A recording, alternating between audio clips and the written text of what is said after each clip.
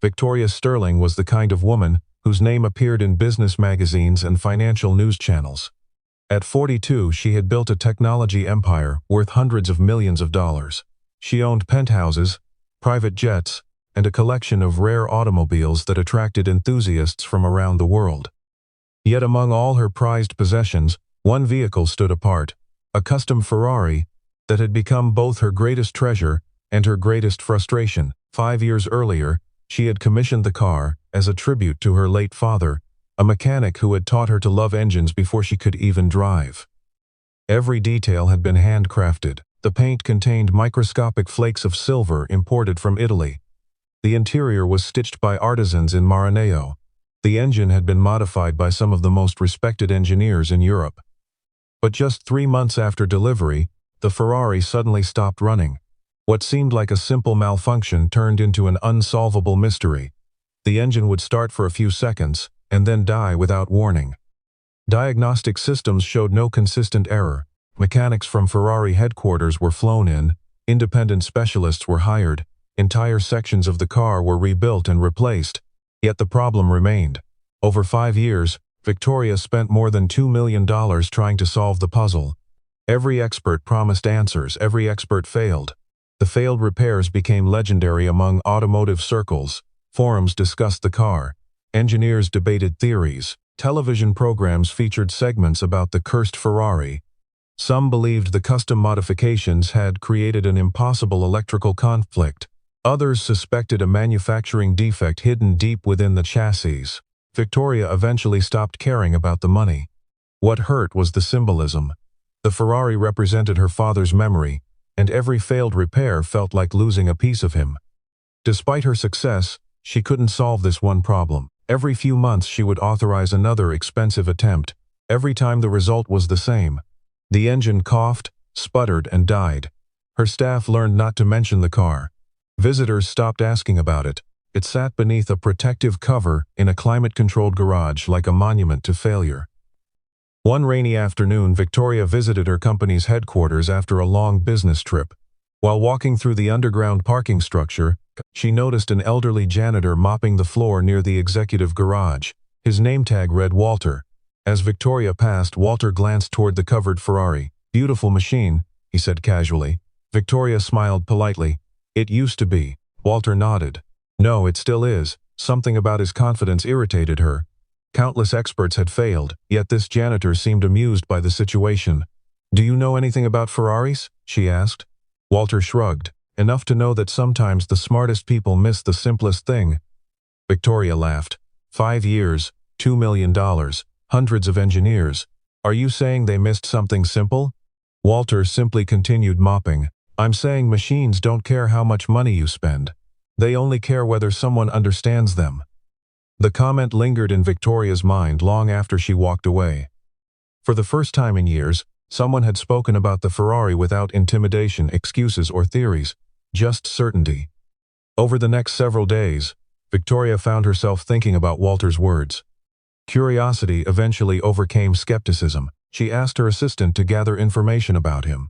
The report surprised her. Walter had no engineering degree, no certifications, no professional achievements. According to company records, he had worked as a janitor for nearly 8 years. There was nothing remarkable about his employment history. Yet something felt incomplete. Victoria decided to confront him directly. The following week she found Walter cleaning windows near the executive wing. "You seem confident about my Ferrari," she said. Walter smiled. "Confidence and certainty are different things."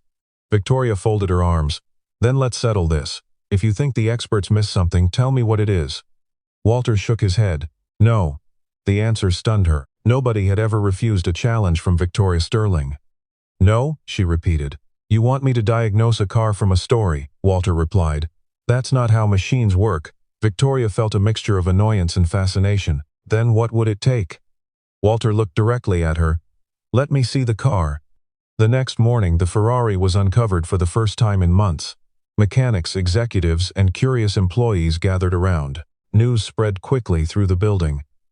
The billionaire CEO was allowing a janitor to inspect the most famous broken Ferrari in the country. Some employees came simply to watch the embarrassment unfold. Walter arrived carrying a small toolbox so old that the paint had faded away. He walked around the Ferrari slowly, studying every angle. He opened the hood and examined the engine. He crawled beneath the chassis.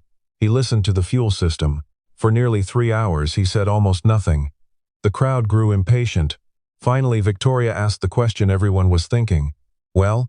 Walter stood up and wiped grease from his hands. "I'd like to start the engine." A mechanic handed him the key with a smirk. Walter turned the ignition. The Ferrari roared to life beautifully. For 7 seconds it sounded perfect. Then, as always, it died. Silence filled the garage. Walter nodded thoughtfully. Interesting. What happened next shocked everyone. Walter requested every repair record from the past 5 years.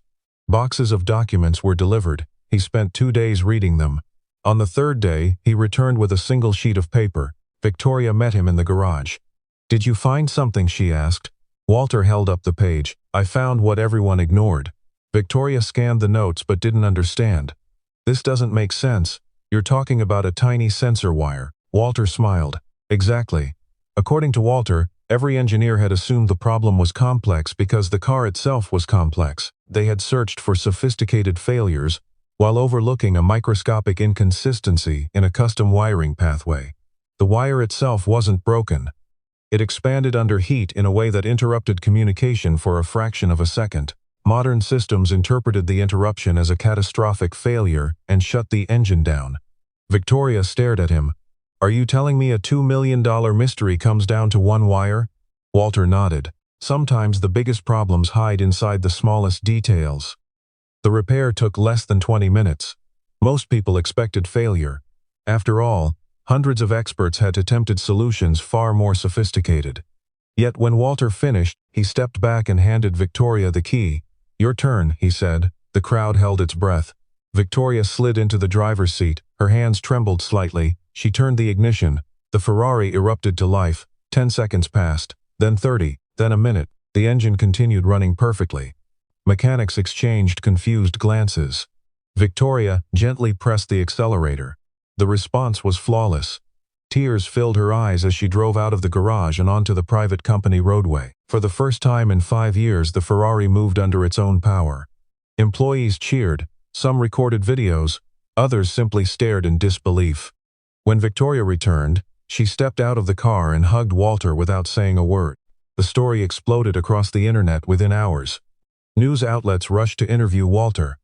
Automotive experts demanded explanations. Journalists wanted to know how a janitor had solved a mystery that defeated elite engineers.